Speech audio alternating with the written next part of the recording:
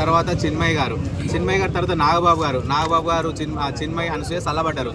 ఇక చల్లబడుతుంది ఈ విషయము, ఇక శివాజీని వదిలేస్తారు అనే టైంకి మళ్ళీ ఈ నాన్ వెజ్ని ఎందుకు పట్టుకున్నాడో అర్థం కాదు. వాడు అంటే ఒక మనిషికి జరుగుతున్న సమస్యని సర్దుమణిగిద్దాం కంటే ఇంకా దీన్ని ఎక్కువ చేద్దాము, సోషల్ మీడియాలో హైలైట్ చేద్దాము, ప్రతి ఓడికి ఇది అయిపోవాలి, పాపులేషన్ అయిపోవాలి. అరే శివాజీ గారిని ఎందుకు ట్రోల్ చేస్తున్నారు?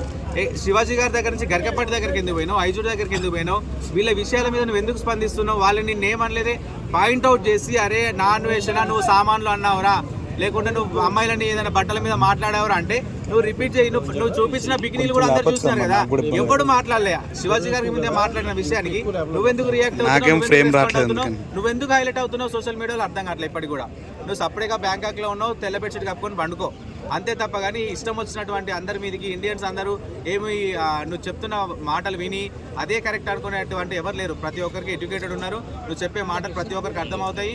ఏదో నయనానందం ఇండియాలో చూపించలేనివి నువ్వు చూపిస్తున్నావు అని చెప్పి చూస్తున్నావు తప్ప, కానీ నీ వీడియోస్ ఏం మంచిగా ఉండి ఎవరు చూడట్లా. అంటే ఆల్రెడీ ఇప్పుడు నాన్ వేసిన కొత్త ప్లాన్ వేసాడు, ఒక ఫేక్ మెయిల్ ఐడి తీసుకొని అందరికి మెయిల్స్ చేస్తున్నాడు. నాన్ వేసిన గురించి పాజిటివ్గా చెప్పండి, ఎంత తీసుకుంటారు, ప్రమోషన్ కోట్లలో డబ్బులు వస్తున్నాయి, లక్షలలో ఖర్చు పెడితే తప్పేం లేదు. వాడికి ఓ 1,00,000 ఖర్చు పెట్టుకుంటే నాకు పాజిటివ్ వైబ్స్ వస్తాయి, నేను పాజిటివ్ కామెంట్స్ పెట్టించుకుంటా. ఎంత పాజిటివ్ కామెంట్స్ వచ్చినా కూడా ఒకవేళ నీ గురించి పాజిటివ్ కామెంట్ పెట్టినంటే వాడిని ఎక్కి పడేస్తారు. ఇక్కడ నువ్వు ఎంత పెయిడ్ ప్రమోషన్స్ చేయించుకున్నా, పెయిడ్ కామెంట్స్ పెట్టుకున్నా ఖచ్చితంగా నువ్వు మాట్లాడిన మాటలు కానీ నువ్వు చేసిన తీరు కానీ ఏది కరెక్ట్ కాదు. ఎప్పుడైతే నువ్వు వాటర్ మెలను కీరా పట్టుకొని కూర్చున్నావో అదే రోజు నువ్వు తప్పు చేసినట్టు. నువ్వు ఇండియన్స్కి ఏం చూపిద్దామని వాళ్ళకి తెలియదు, నువ్వేం గమనించి చూపిద్దాం అనుకున్నావు. ప్రతి ఒక్కరికి తెలుసురా, ఇవాళ రేపు తెలియనోడు ఎవ్వరు లేడు. నువ్వు దాన్ని ఎందుకు హైలైట్ చేస్తున్నావు? అక్కడి నుంచి వదిలేయకుండా సీత దగ్గర పోయినావు, ద్రౌపది దగ్గర పోయినావు. సీత ద్రౌపది కాలం గురించి నువ్వు మాట్లాడేది ఉండే, ఒకవేళ రామాయణం కాలం, భాగవత కాలం అని చెప్పేది ఉండే. సీత ద్రౌపది అనే విషయం చెప్పిన కాబట్టి ఐజుడు అనేవాడు రియాక్ట్ అవ్వడం జరిగింది.